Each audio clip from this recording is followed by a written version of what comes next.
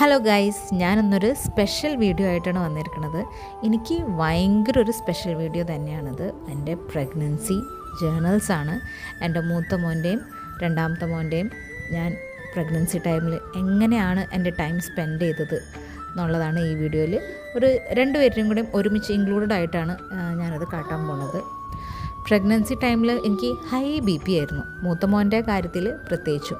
അപ്പോൾ ആ സമയത്ത് ഇങ്ങനെ വെറുതെ ഇരിക്കുമ്പോൾ ഓരോന്നോരോന്ന് ഇങ്ങനെ ചിന്തിക്കുമല്ലോ എന്ന് വെച്ചപ്പോഴാണ് നെറ്റിലൊക്കെ നോക്കുമ്പോൾ നമ്മൾ പ്രഗ്നൻസിയുടെ ജേർണൽസും ഒക്കെ കണ്ടു തുടങ്ങിയത്. അപ്പോൾ ഞാൻ ഓർത്തു, എന്തുകൊണ്ട് നമ്മൾക്കും ചെയ്തുകൂടാതെ.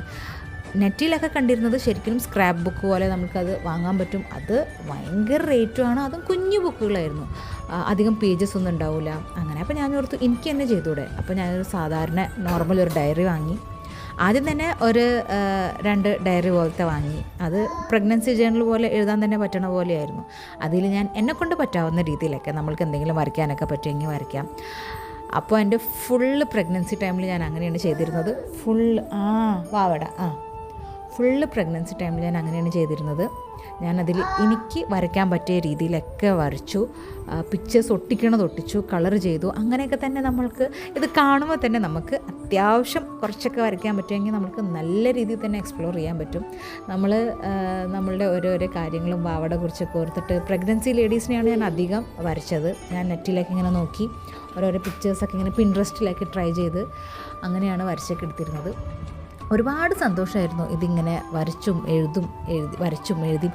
ആദ്യമൊക്കെ ഞാൻ കറക്റ്റ് എഴുതുമായിരുന്നു, ഓരോരോ ബുക്കിൽ ഓരോരോ ദിവസം എന്തൊക്കെ സംഭവിച്ചു അങ്ങനെയൊക്കെ. പിന്നെ കുറേയൊക്കെ കഴിയുമ്പോൾ നമുക്ക് മടിയാവും, നമ്മളുടെ മൂഡ് സ്വിങ്സ് ഒക്കെ വന്നു തുടങ്ങും. എന്നാലും ഞാൻ എന്ത് ചെയ്തതെന്ന് വെച്ചാൽ, എഴുതിയില്ലെങ്കിലും അതിലത്തെ പിക്ചേഴ്സൊക്കെ വരയ്ക്കൽ ഞാൻ നിർത്തിയിരുന്നില്ല. പിന്നെ ഒരുപാട് ഞാൻ വീട്ടിൽ പ്രിൻ്റർ ഉണ്ടായിരുന്ന കാരണം അങ്ങനത്തെ കുറേയൊക്കെ ഉപകാരം ഉണ്ടായിരുന്നു.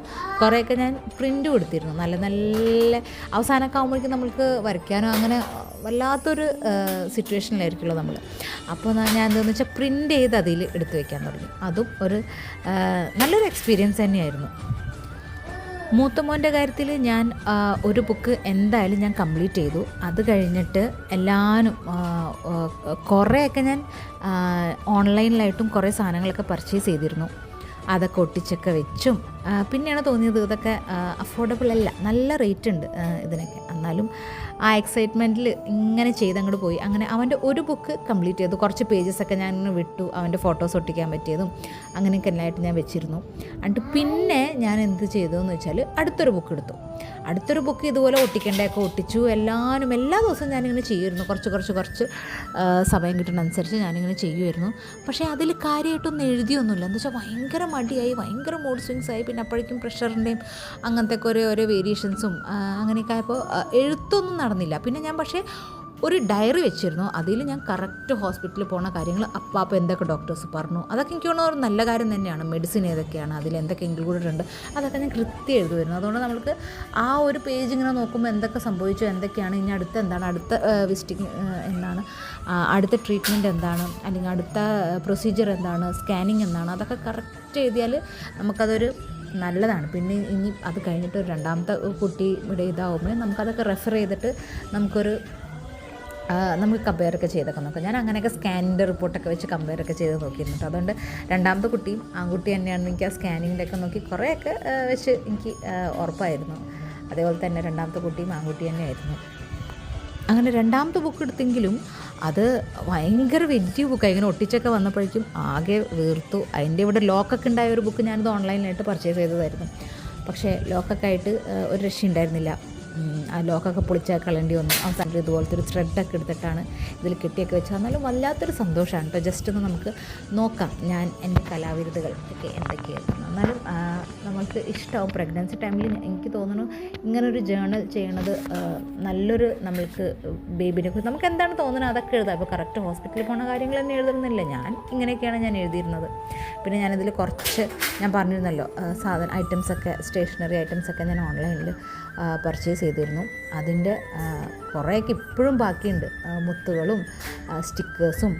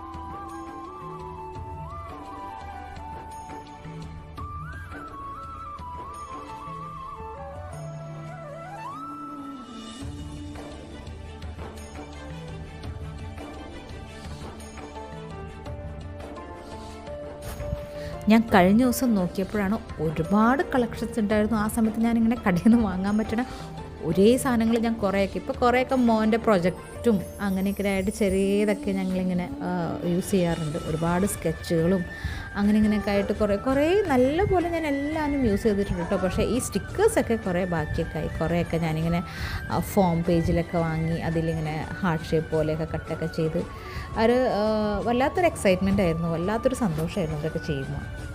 പ്രഗ്നൻസി ടൈം എന്ന് പറയുമ്പോൾ 35 വയസ്സ് ആയിരുന്നു. അപ്പോൾ എന്തായാലും സാധാരണ ഡോക്ടർക്ക് ഒരു ഡൗട്ട് ഉണ്ടായിരുന്നു, 30+ ആയ ഇങ്ങനത്തെയൊക്കെ ഒരു ഇതൊക്കെ ഉണ്ടാകും. പക്ഷേ ദൈവം സഹായിച്ച് അങ്ങനെ ഒന്നും ഉണ്ടായിരുന്നില്ല. പിന്നെ നമ്മൾ ആദ്യത്തെ പ്രഗ്നൻസി എന്ന് വെച്ചാൽ നമുക്ക് പേടിയാണോ ഒന്നും അറിഞ്ഞുകൂടാ. അങ്ങനത്തെ ഈ സിറ്റുവേഷൻ എന്ന് വെച്ചാൽ അങ്ങനെയല്ലല്ലോ. നമ്മൾ ഓൾമോസ്റ്റ് കാര്യങ്ങളൊക്കെ നമുക്കിങ്ങനെ കുറേയൊക്കെ അറിയാൻ പറ്റും.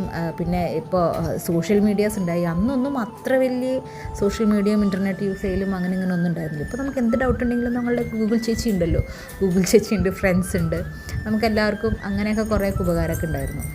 അതുകൊണ്ട് ഞാൻ ആ ഫീലിൽ നിന്ന് ഷെൽഫൊക്കെ ഒന്ന് ക്ലീൻ ചെയ്തപ്പോഴാണ് ഇതെല്ലാം ഞാൻ ഇപ്പോഴും അടക്കി ഒതുക്കി സൂക്ഷിച്ച് വെച്ചിട്ടുണ്ട്. ഇടയ്ക്കൊക്കെ ഞാനപ്പോൾ കുഞ്ഞുമോൻ അതൊക്കെ എടുത്ത് കാണിച്ചു കൊടുത്തു. അവനത് കണ്ടപ്പോൾ ഭയങ്കര എക്സൈറ്റ്മെൻ്റ് ആയിരുന്നു. മിക്കവാറും അവൻ വലിച്ചു കീറി പറിക്കുമെന്ന് എനിക്ക് ഉറപ്പായപ്പോൾ വേഗം ഇങ്ങനെ മറിച്ച് കാട്ടി കൊടുത്തിട്ട് ഞാനത് വെച്ചു.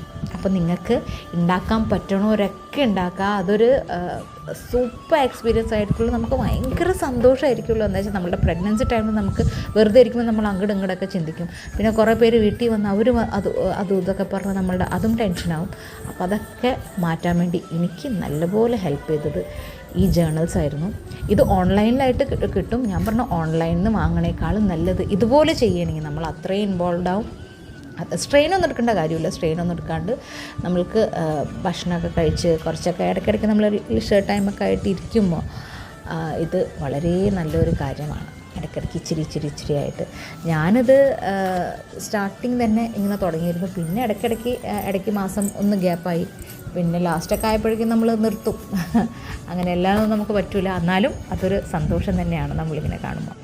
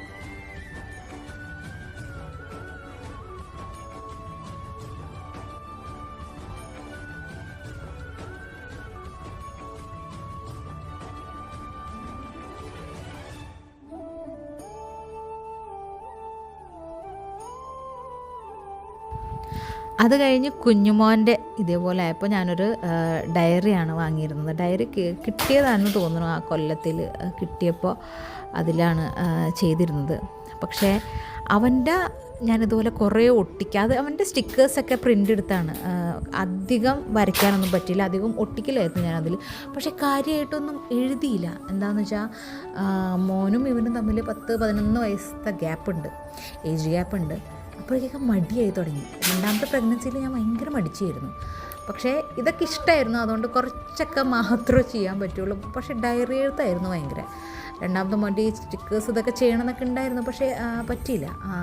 ഞാൻ ഭയങ്കര ഡയറി എഴുത്തും അങ്ങനെ ഹോസ്പിറ്റലിൽ പോയ കാര്യങ്ങളും അങ്ങനെ. എന്താണെന്ന് വെച്ചാൽ നമുക്ക് രണ്ടാമത്തെ കാര്യത്തിൽ കുറേയൊക്കെ അറിയാമല്ലോ നമ്മൾക്ക്. ആദ്യമൊന്നും വെച്ചാൽ ഫുള്ള് നമുക്കൊന്നും അറിയില്ല, അങ്ങനത്തെ കുറേ. രണ്ടാമത്തെന്ന് വെച്ചാൽ ഞാൻ എൻ്റെ അനുഭവങ്ങളും ഓരോരോ ബുദ്ധിമുട്ടുകളും ഓരോരോ ദിവസം അത് ഡയറി എഴുത്തായിരുന്നു കൂടുതൽ, അതിലായിരുന്നു കോൺസെൻട്രേഷൻ. രണ്ടാമത്തെ പ്രാവശ്യം എനിക്ക് ഒരു പ്രഷറോ ഒന്നും ഉണ്ടായിരുന്നില്ല. രണ്ടുപേരും ക്രാഫ്റ്റ് ഹോസ്പിറ്റൽ, കൊടുങ്ങല്ലൂരത്തെ ക്രാഫ്റ്റ് ഹോസ്പിറ്റലിലാണ് കണ്ടിരുന്നത്. സൗദാമിനി ഡോക്ടറിനെയാണ് കണ്ടിരുന്നത്. നല്ല ഡോക്ടറാണ്, സൂപ്പർ ഹോസ്പിറ്റലാണ്. എനിക്ക് നല്ല അനുഭവമായിരുന്നു കേട്ടോ. പൊട്ട അനുഭവമുള്ളവരും പറയണ കേട്ടിട്ടൊക്കെ ഉണ്ട്, എനിക്ക് അറിഞ്ഞൂടാ അത്. അപ്പോൾ അതുകൊണ്ട് ഇങ്ങനത്തെ ഒരു ഹിസ്റ്ററി ഉള്ള കാരണം നല്ലപോലെ കെയർ ചെയ്തിട്ട് പ്രഷറേ ഉണ്ടായിരുന്നില്ല, എനിക്ക് ഒന്നും ഉണ്ടായിരുന്നില്ല. അങ്ങനെ വീഡിയോ ഇഷ്ടപ്പെട്ടാൽ ലൈക്ക് ചെയ്യുക, ഷെയർ ചെയ്യുക. സബ്സ്ക്രൈബ് ചെയ്യുക. Thank you.